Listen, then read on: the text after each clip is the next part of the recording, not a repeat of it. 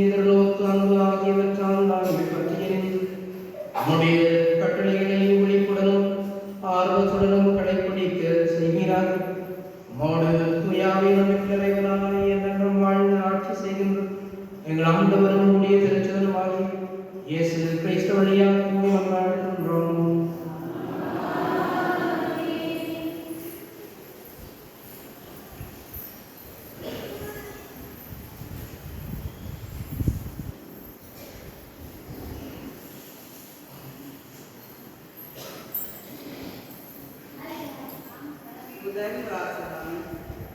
உன் பாவங்களில் இருந்து மனமாற்றம் அடைகிறது. சாலமோன் ஞான நூலிலிருந்து வாசகம். 12ஆம் அதிகாரம் 13, 16 தொடக்கம் 19 வரை. ஆண்டவரே, உம்மை தவிர வேறு கடவுள் இல்லை. எல்லாவற்றின் மீதும் நீர் கருத்தாயிருக்கிறீர். முறைகேடாக நீர் தீர்ப்பு வழங்குவதில்லை என்பதை யாரிடம் காட்ட வேண்டும்? உமது ஆற்றலே நீதியின் ஊற்று. அனைத்தின் மீதும் உமக்குள்ள ஆட்சி உரிமையை வாடும்படி விட்டு வைக்கிறது. மனிதர்கள் உமது வலிமையின் நிறைவை கைவிடும் போது நீர் உம்முடைய ஆற்றலை காட்டுகின்றீர். அதை அறிந்திருந்தும் எதிர்ப்புத்தோரை அடக்குகின்றீர். நீர் ஆற்றல் மிக்கவராய் இருப்பதால் கனிவோடு தீர்ப்பு வழங்குகின்றீர். மிகுந்த பொறுமையோடு உங்களை ஆடுகின்றீர். ஏனெனில் நீர் விரும்பும் போதெல்லாம் செய்யக்கூடிய உமக்கு வலிமை உண்டு. நீதிமான்கள் மனிதநேயம் கொண்டவர்களாக இருக்க வேண்டும் என்பதை இச்செயல்கள் வாயிலாக உமக்கு உம் மக்களுக்கு கற்றுக் கொடுத்தீர்.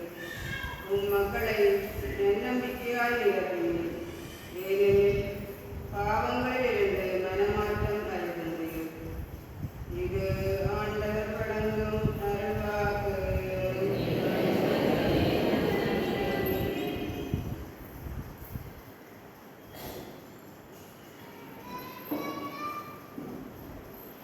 வசனத்தை பாடலுக்கு உங்கள் கல்லடியாக ஆண்டவரே நீர் நல்லவர் மன்னிப்பவர். நீர் நல்லவர் மன்னிப்பவர்.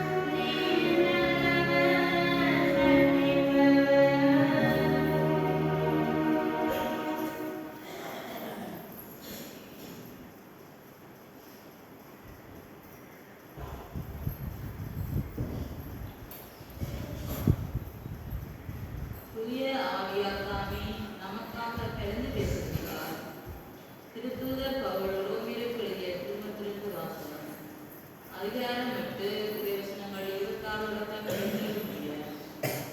சகோதர சகோதரிகளே, தூய ஆவியார் நமது விரவற்ற நிலையில் நமக்கு துணையாய் நிற்கின்றார். ஏனெனில் எதற்காக எப்படி நாம் உறைவிட வேண்டுவது என்று நமக்கு தெரியாது. தூய ஆவியார் தாமே சொல்வட்டம் விட முடியாத நம்முடைய பெருமூச்சுக்களின் வாயிலாய் நமக்காக பரிந்து பேசுகின்றார். உள்ளங்களை திருவி ஆயும் கடவுள் தூய ஆவியாரின் மனநிலையை அறிவார். தூய ஆவியாரும் கடவுளுக்கு உகந்த முறையில் இறை மக்களுக்காக பரிந்து பேசுகின்றார். இது ஆண்டவர் வழங்கும் நல்வாக்கு.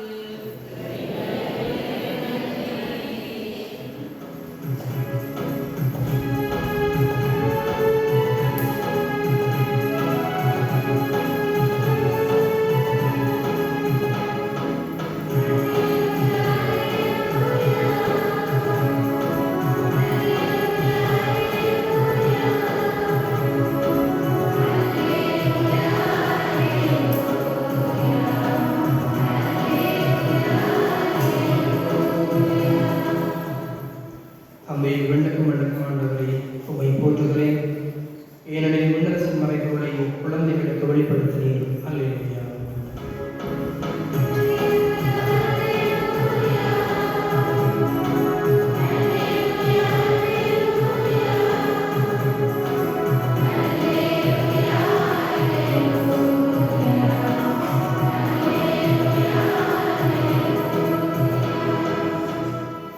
ஆண்டவர்களோடு இருப்பாராக. புனித மத்தேயு எழுதிய செய்தியிலிருந்து வாசகம்.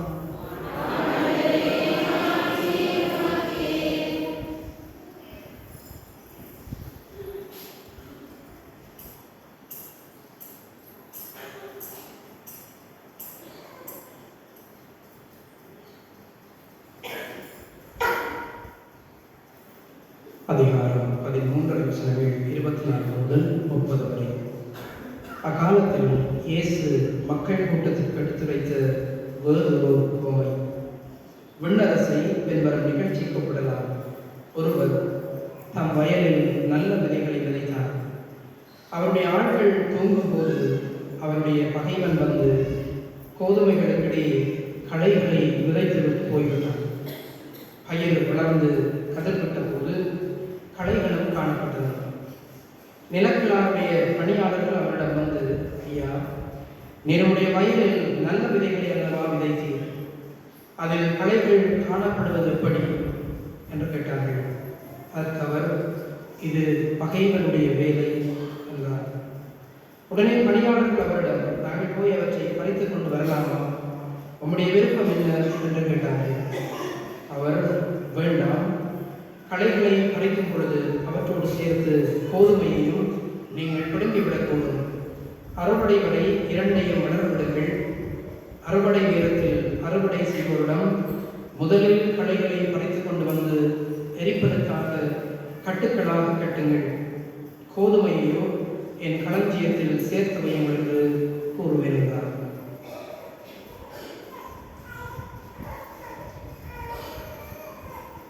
இது கிறிஸ்து வழங்கும் ஒரு செய்தி.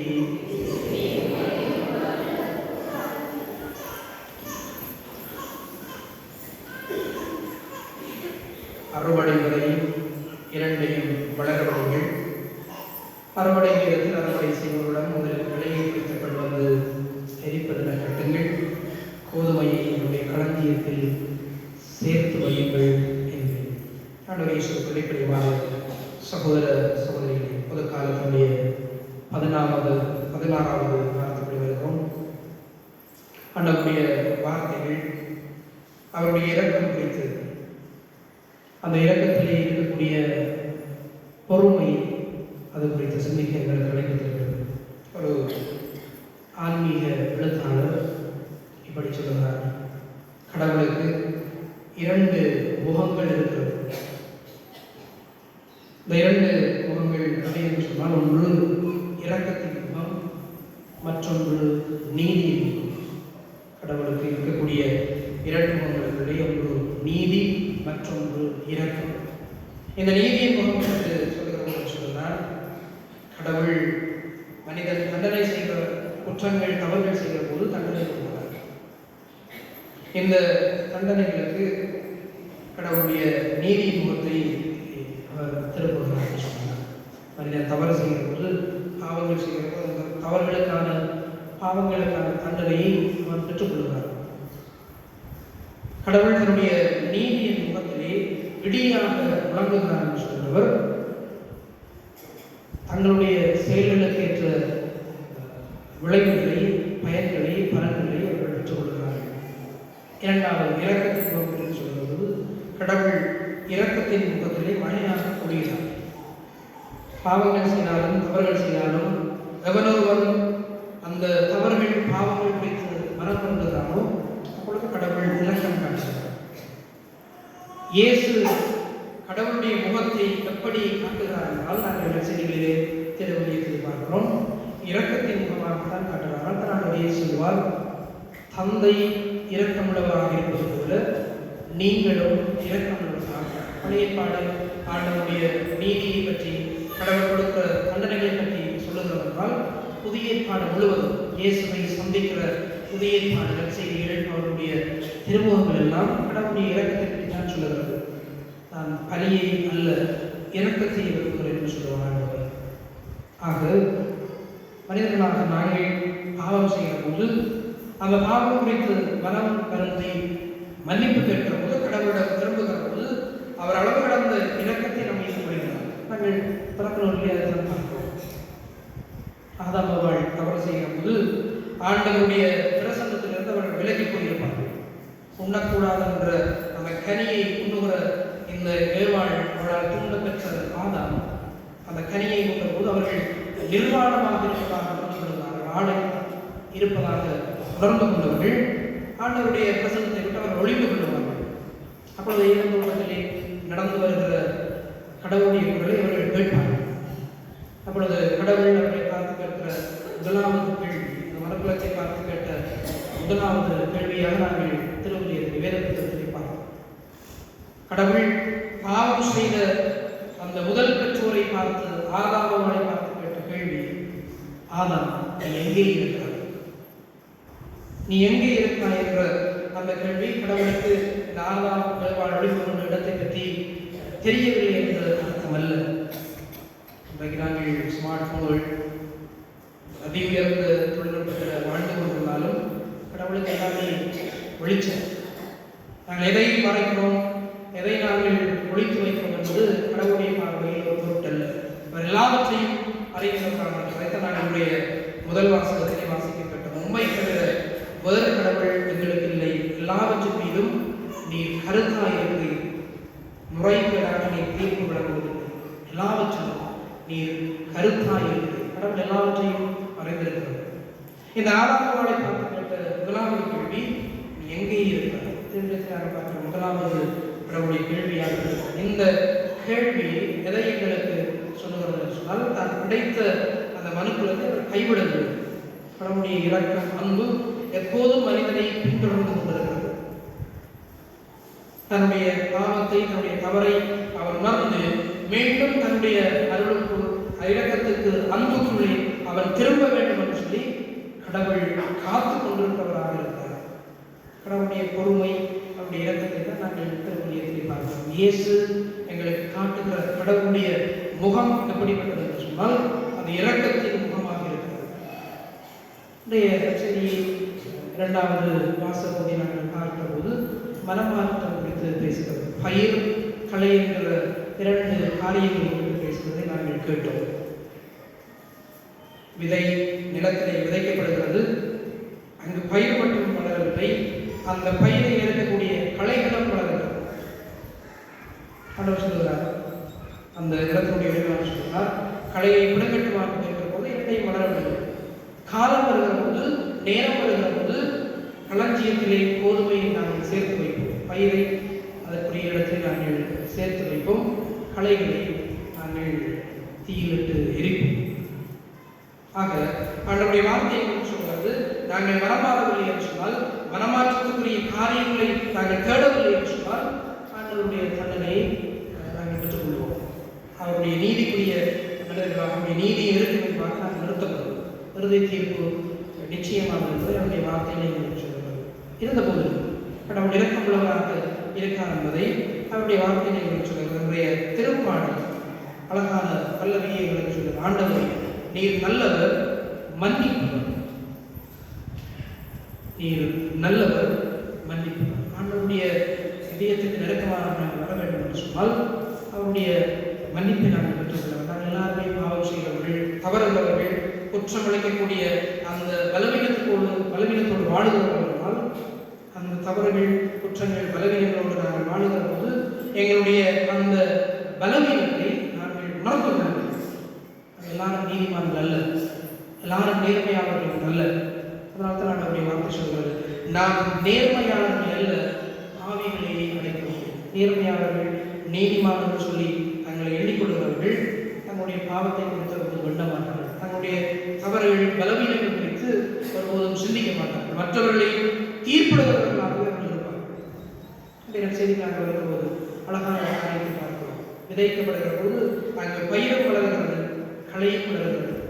பணியாளர்கள் இருக்கிறார்கள், நாங்கள் களைகளை பறித்துவிட போகவா, பறித்துவிட நாங்கள் செல்லவாக இருக்கிற போது அந்த நிலத்தினுடைய உரிமையாளர் சொல்கிறார், நீங்கள் வளர விடுங்கள், வளர விடுங்கள்.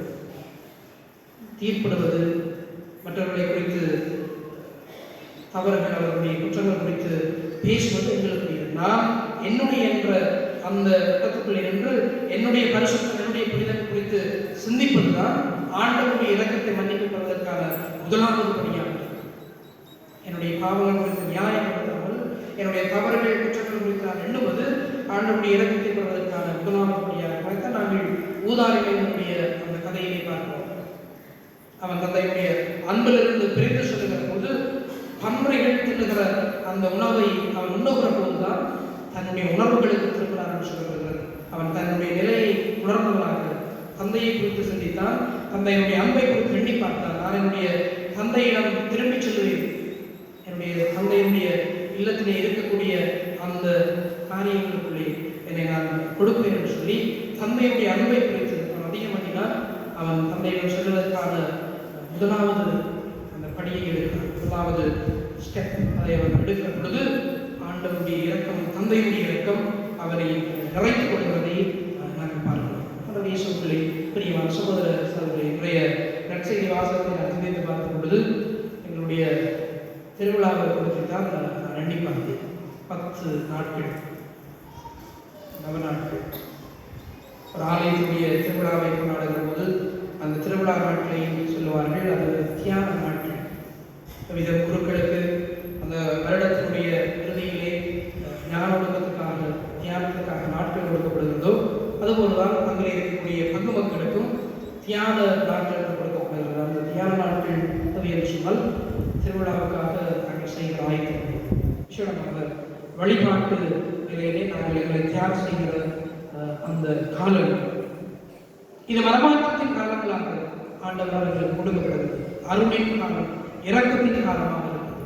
இந்த வருடம் நாங்கள் எங்களுடைய திருவிழாவை கொண்டாடுகிற போது என்னுடைய வாழ்விலே ஒரு மாற்றத்தை நான் காண வேண்டும் என்கின்ற ஒரு எண்ணம், சிந்தனை, தீர்மானம், தீர்க்கமான முடிவு ஒவ்வொருடைய உள்ளத்தில் இருக்கிறோம், ஒவ்வொருடைய சிந்தையிலும் எழ வேண்டும். அந்த சிந்தனை, எண்ணம், தீர்க்கமான முடிவு இருக்கும் என்று சொன்னால் நம்முடைய வாழ்வுகளை நிச்சயமாக நாங்கள் மாற்றத்தை காணலாம். திருவிழா சொல்லும் போது 3 காரியங்களை சொல்வார்கள். முதலாவது கொடி அல்லது வடி, இரண்டாவது குடி, மூன்றாவது அடி. வடி, கொடி, அடி. கொடி என்பதால் குடி என்று சொல்லுவாங்க. இந்த 3 காரியங்கள் அதிகமான திருவிழாக்கள் இருக்குது. உண்மையான மனமாற்றத்துக்காக நாங்கள் திருவிழாவை கொண்டாடவில்லை என்று சொன்னால், எங்களை ஆயத்தம் செய்யவில்லை என்று சொன்னால், புறம் சார்ந்த காரியங்களில் எங்களுடைய அகம் சார்ந்ததை முடித்து புறம் சார்ந்த காரியங்களுக்கு நாங்கள் முன்னிறுக்கிறோம். எவ்வளவு காசுக்கு நாங்கள் பட்டாசு கொடி இருக்கிற போது நாங்கள் பட்டாசு வெடிக்கிறோம். ஊருக்கும் ஏனைய சமூகங்களுக்கும் தெரியும் நாங்கள் எப்படி எங்களுடைய விழாவை ஆரம்பித்து எப்படி அதை கொண்டாடுவோம். அது மகிழ்ச்சியின் அடையாளமாக இருந்தாலும் எங்களுடைய இருதயத்தை மாற்றுவதாக நம்முடைய திருவிழாக்கள் அமைய வேண்டும். சாதாரண புறம் சார்ந்த கொண்டாட்டங்களோடு முடிந்துவிடும் என்று சொன்னால் அந்த திருவிழாவுடைய பொருளை நாங்கள் தொலைத்து வருகிறார்கள், அதனுடைய அர்த்தத்தை தொலைத்து வருகிறார்கள். இரண்டாவது குடி திருவிழா முடிய என்னோட சம்பவங்கள் என்ன நடக்கிறது தெரியும். என்னுடைய மண்டலில் அப்படி இருக்காங்க நினைக்கிறேன். குடியேன்னு சொன்னால் அடுத்தது வரக்கூடியது அடி, சண்டை, சந்தைகளை கூட அடிதடிகள். உண்மையான மனமாற்றத்தை நோக்கி ஆண்டவருடைய ஆசீர்வாதத்தை அருளை தேடியதாக நம்முடைய விழா நிச்சயமாக அமையும் என்று சொன்னால் அந்த ஆசீர்வாதத்தினுடைய தனிப்பட்ட வாழ்வுகளும் குடும்பத்துக்குள்ளும் சமூகத்துக்குள்ளும் நாங்கள் வாழுகிற இந்த ஊரில் நிறைவாக ஆண்டவருடைய பராமரிப்பை ஆசீர்வாதத்தை பாதுகாப்பை பெற்ற மனிதர்களாக இந்த சமூகத்தை நாங்கள் வாழுவோம். அதனால் அவருடைய வார்த்தை, அவருடைய பிரசன்னம் எங்களுக்கு தரக்கூடிய ஒரு மேலான காரியம். அந்த காரியத்தை நாங்கள் தேடுவதுதான் எங்களுக்குரிய தார்மீக கடமையாக இருக்கும். கிறிஸ்தவர்களாக, திருமணம் கொடுத்தவர்களாக, ஆண்டவருக்குரிய பிள்ளைகளாக, திருச்சபை அங்கத்தவர்களாக நாங்கள் இருக்கிறோம் சொன்னால் அந்த திருவைகளுக்கு உடைத்து காட்டுகிற ஆண்டவருடைய வார்த்தைகள் சுட்டி காட்டுகிற அந்த பாதையை நாங்கள் பயணம் செய்கிறவர்களாக இருக்க வேண்டும். மாற்றம் முறை மாறாதுன்னு சொல்றாங்க. மாற்றம் தான் எங்களை எதிர்பார்க்கப்படுகிறது. அது புறம் சார்ந்ததல்ல, வெளியார்ந்த விதமாக நிகழக்கூடிய ஒன்றல்ல, உள்ளார்ந்த விதமாக எங்களுடைய இதயம் சார்ந்த மாற்றங்கள் நிகழ்வுதான் ஆண்டவர் விரும்புவது. அந்த மாற்றத்துக்கு நாங்கள் தயாராக இருக்கிறோம் சொல்லி சிறப்பாக இந்த நாட்களிலே எங்களுடைய திருவிழாவை நாங்கள் கொண்டாட ஆயத்தம் செய்கிற போது எங்கள் ஒருவரை தனிப்பட்ட விதமாக நாங்கள் பார்த்து பேசுகிறோம். நேற்று நாளிலே இவர் பேசுகிற போது அவர் சொன்னார்கள், அதில் என்னோட 10 நாள் குருக்கள் மறையுரையாற்ற வருவார்கள். ஒருவரோ இருவரோ தெரியவில்லை. குருக்கள் வருகிறவர்கள், மறையுரையாற்ற வருகிறவர்கள், வழிபாட்டை செய்கிறவர்கள், அவர்களுக்கு நீங்கள் ஒரு சில காரியங்கள் சொல்ல வேண்டும். மறையுரையாற்ற போது மறையுரையிலே குடும்பங்களை பற்றி அதிகமாக சொல்ல வேண்டும். குடும்பங்களுக்குள்ளே இடம்பெறக்கூடிய பிரச்சனைகள், குடும்பங்களுக்குள்ளே இருக்கக்கூடிய சிக்கல்கள் குறித்து, அவர்களுடைய வாழ்வுகளை குறித்து வார்த்தைகளோடு உடைத்தவர்கள் பேச வேண்டும். இந்த விடயத்தை அவர்களுக்கு சொல்லுங்கள் என்று சொன்னார்கள்.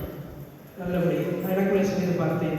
தனிப்பட்ட விதமாக நான் எப்படி, ஒவ்வொருவரும் எங்களுக்கு சென்று சிறிது பார்க்க வேண்டிய விடயம், நான் எப்படி இந்த திருவிழாவை எதிர்கொள்ளப் போகிறேன், என்னுடைய வாழ்விலே இத்தகைய மாற்றம் நிகழப் போகிறது.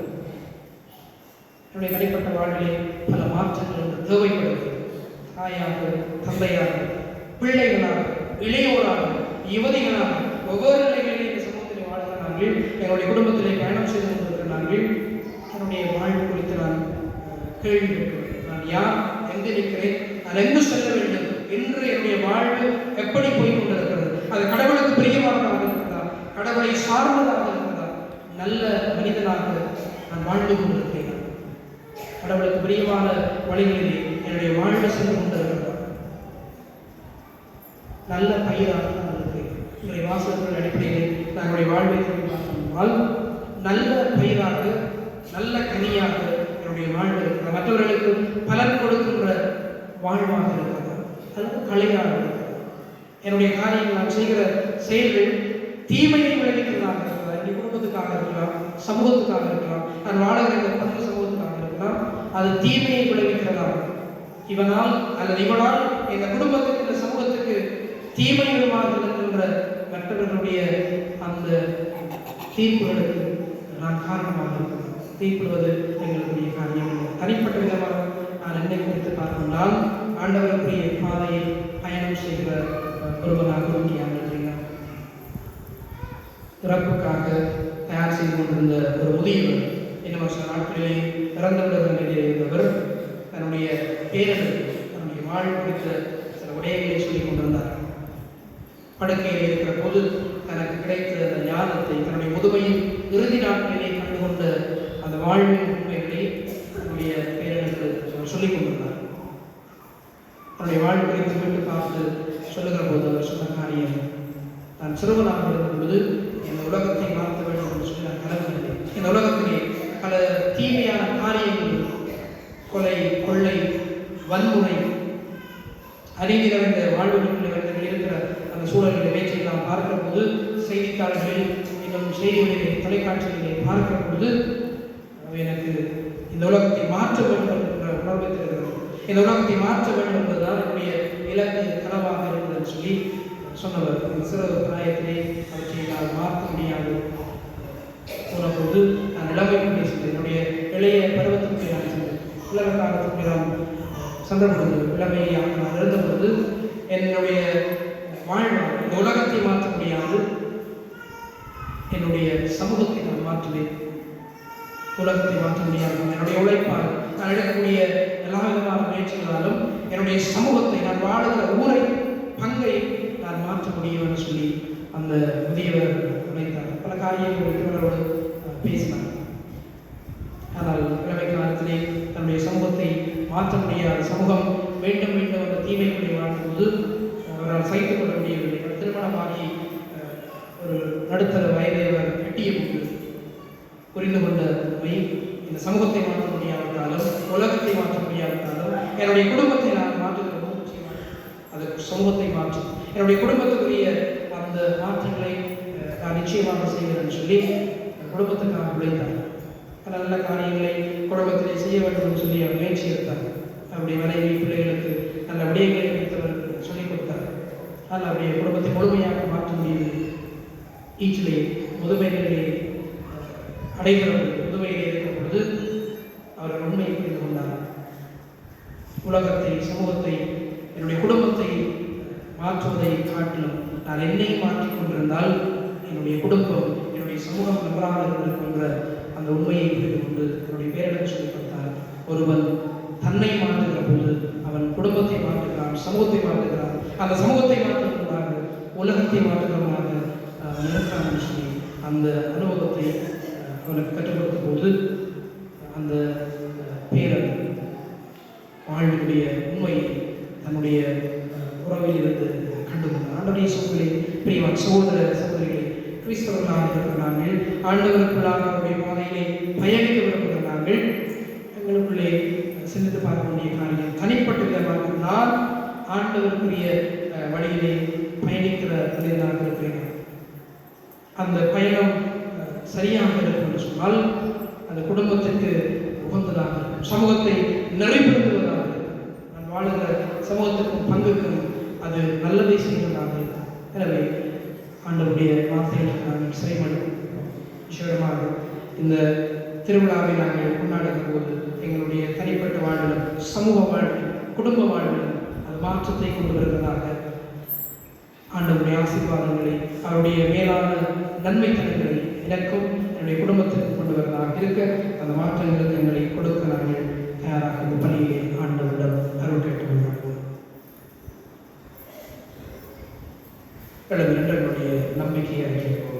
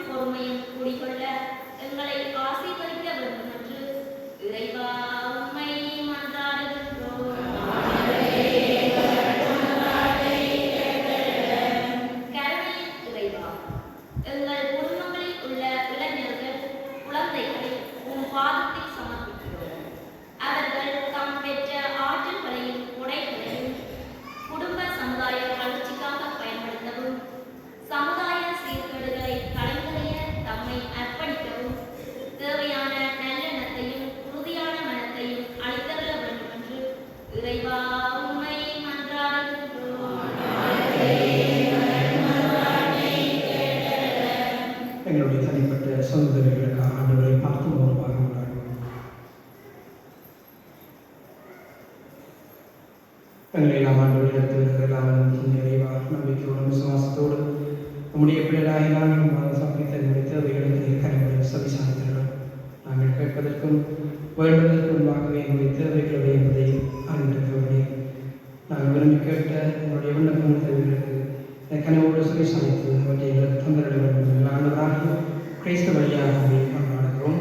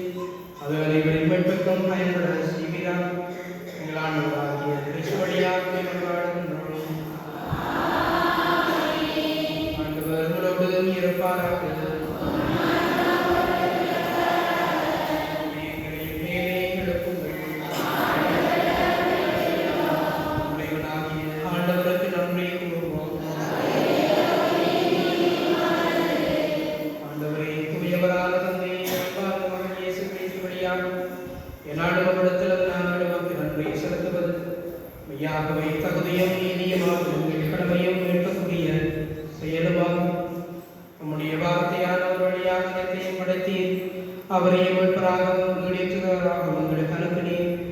அவர் தூயாமையால் உங்களிடத்தில் கருவறையாவிலிருந்து பிறந்தார். அவருடைய திருவிடத்தை நிறைவேற்றி புனித மக்களை வாக்கு பெற்று தம் கைகளை விரித்து பாடுபட்டார். இவ்வாறு அவர் சாவை வென்று உயிர்ப்பை வெளிப்படுத்தினார். ஆகவே வானவரோடும் பிரதமரோடும் சேர்ந்து நாங்கள் நம்முடைய ஆட்சியை கொள்ளுரைத்து ஒரே குரலாய் சொல்வதாவது: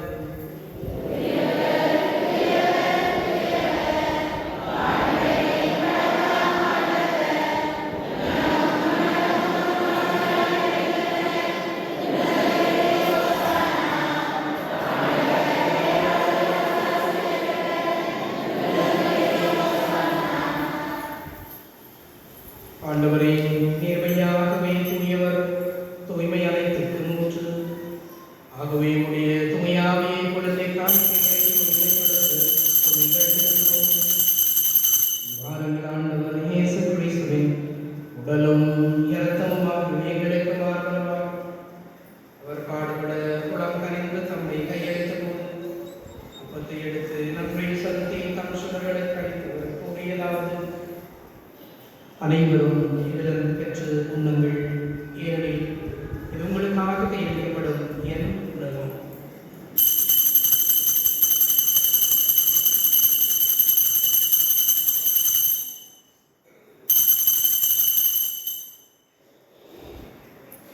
மகனுமே இடத்தை படுத்த வேண்டும் நன்றி கூறி தம் சுடர்களுக்கு அளித்தவர் கூறியதாவது: அனைவரும் இதிலிருந்து பெற்று பருவுங்கள், ஏனெனில் இது புதிய நிலையான உடன்படிக்கைக்குரிய நிறுத்தத்தின் கிண்ணம்.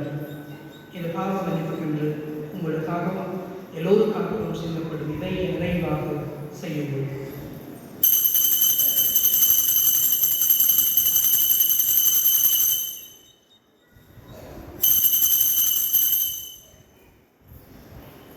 நம்பிக்கையின் மறைப்பொருள்.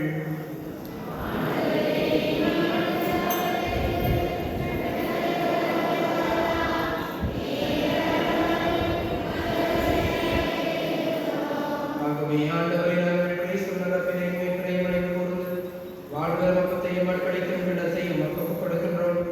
தொந்திரமன் என்று கூடிய உரிய தகுந்தவரை நாங்கள் ஏற்றுக்கொண்டேன். எனவே மக்கள் நன்றியை செலுத்துகின்றோம்.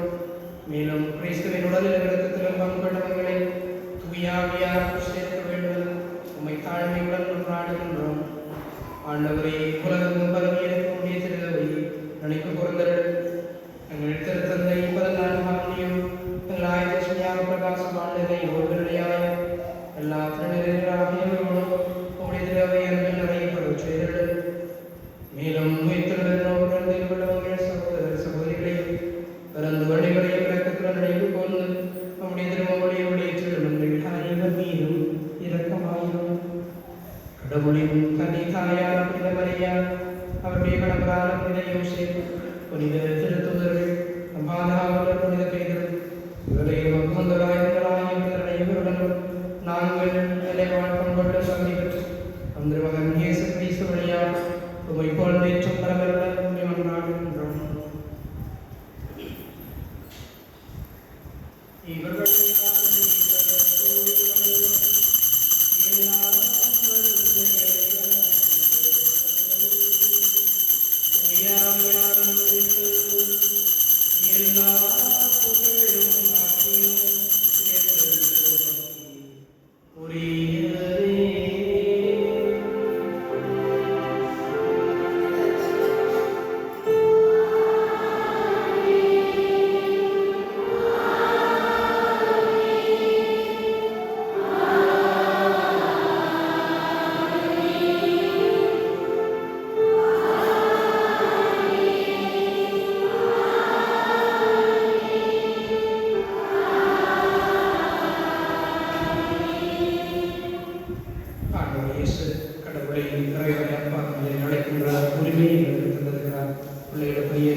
உணர்வோடும் உரிமையோடும் ஆண்டவர் இயேசு பெற்றுக் கொடுத்த சுகத்தினை நாங்களும் கரங்களை விரித்து நம்பிக்கையோடு செல்வோம்.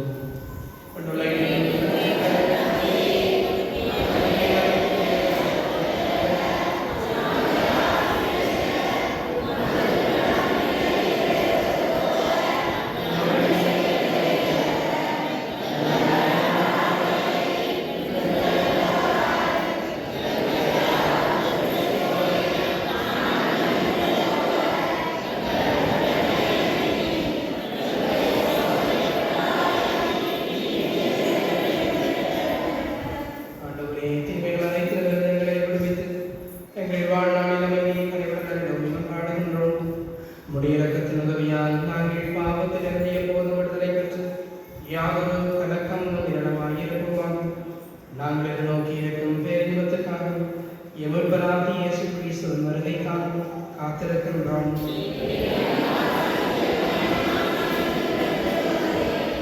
ஆண்டவராகிய இயேசு கிறிஸ்துவே, அமைதியை உங்களுக்கு விட்டுச் செல்கிறேன், என் அமைதியை உங்களுக்கு அளிக்கிறேன் என்று உடைய திருத்துவர்களுக்கு எழுதியே என்னுடைய பாவங்களை பாராமல் உடைய திருச்சபையினுடைய விசுவாசத்தையே கண்ணோக்கி நம்முடைய எதிர்வுலத்துக்கு ஏற்பதற்கு அமைதியையும் ஒற்றுமையும் அளித்துள்ள திருவிழாக என்னென்ன வாழ்ந்து ஆட்சி செய்கின்றவர் நீரே. ஆண்டவருடைய அமைதி உங்களோடு நிரம்பி இருப்பதாக. ஒருவர் ஆண்டவரையே செல்லுகிற அமைதி அதில் இருப்பவர்களோடு பயந்து கொள்வோம். உங்களுக்கு அமைதி இருக்காங்க.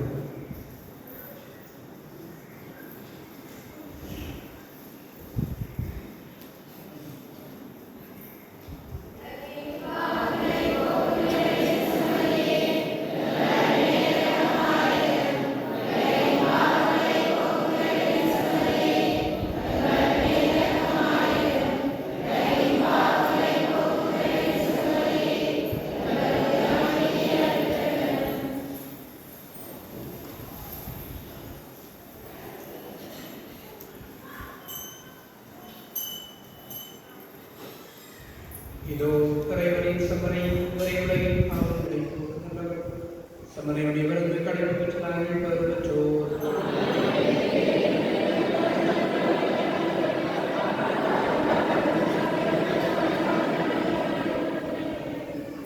உடலை காத்து முடிகிறார்.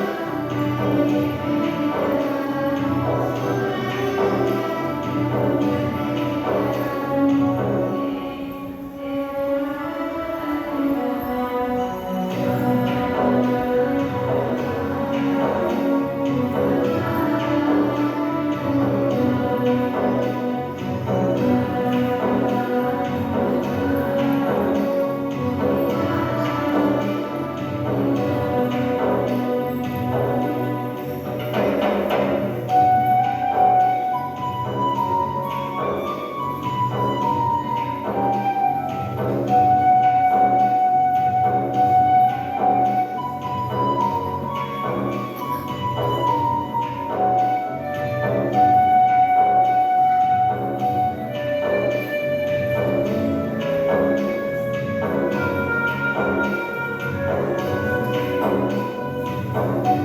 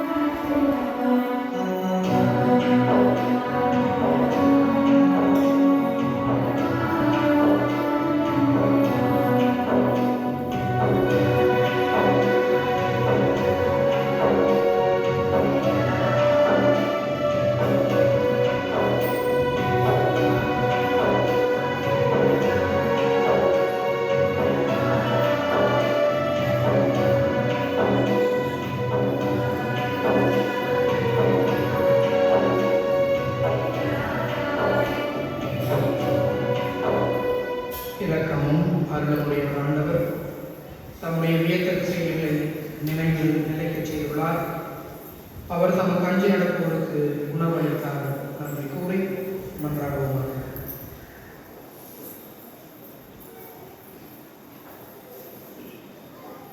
ஆண்டவரே, விண்ணக நிகழ்வுகளாலும் நீர் நிறைவு செய்தவுடைய மக்களுடன் கனிவாய் தங்கியிருக்கவே வேண்டுகிறோம். பழைய நிலையிலிருந்து வாழ்வின் புதிய நிலைக்கு நாங்கள் கடந்து செல்ல செய்வீராக. எங்கள் ஆண்டவராகிய கிறிஸ்து வழியாக மன்றாடுகின்றோம். ஆண்டவரோடு இருப்பாராக. இறைவன் தந்தை மகன் தூய ஆவி உங்களை என்றும் ஆசீர்வதிப்பாராக. கிறிஸ்துவின் அன்பிலும் அமைதியிலும் சென்று வாழுங்கள்.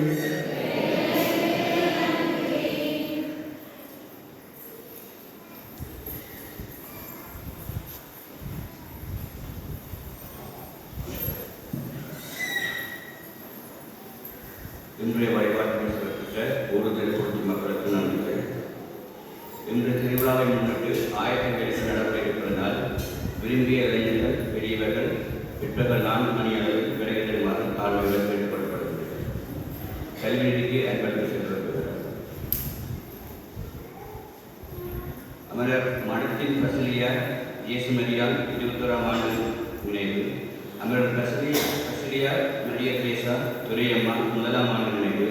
மகன் பசிலியா ஜெயசாசன் கல்வி நிதிக்கு ரூபாய் 15,000 அன்பளிப்பு செய்துள்ளார். அன்பளிப்பு செய்தவர்களுக்கு நன்றி.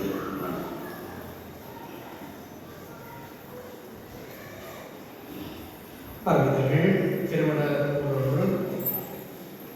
மண்டலியும் புனித பேரு கோவிலுக்கு சேர்ந்த கிறிஸ்தவர்களில் சுவக்கீன் பிள்ளை மரிய தெரேஸ் தம்பதிகளின் மகனாகிய ஜோன்ரைன் பிள்ளையும் எழுத்தூர் பட்டிதோட்டம் இந்த நீக்லார் கோவிலுக்கு சேர்ந்த கிறிஸ்தவர்களில் அருள்தேவன் துளசி யூ கிருஷ்ணா தம்பதிகளின் மகளாகிய குறிஞ்சி மலருக்கும் திருமண காப்பிப்பாடு. எங்கள் திருமணத்திற்கு பங்கத்தின் உத்தரவு கொடுக்கப்பட்டிருக்கிறது. இதற்கு திருச்சபை நியமித்தவர்களுக்குமாக அவைகளை அறிந்திருக்கிறவர்கள் பங்குக்குழுவிடம் அறிவிக்க கடமையுள்ளவர்களாக இருக்கிறீர்கள். இவ்வாறு திருப்பலிகள் திங்கள், செவ்வாய் மற்றும் புதன் வரை காலை திருப்பலி 6 மணிக்கு இடம்பெறும். திங்கள் முதல் புதன் வரை காலை திருப்பலி ஆலயத்திலே 6 மணிக்கு இடம்பெறும். இதற்கு வியாழக்கிழமை எங்களுடைய ஆலய திருவிழாவை நாங்கள் ஆரம்பிக்கின்றோம்.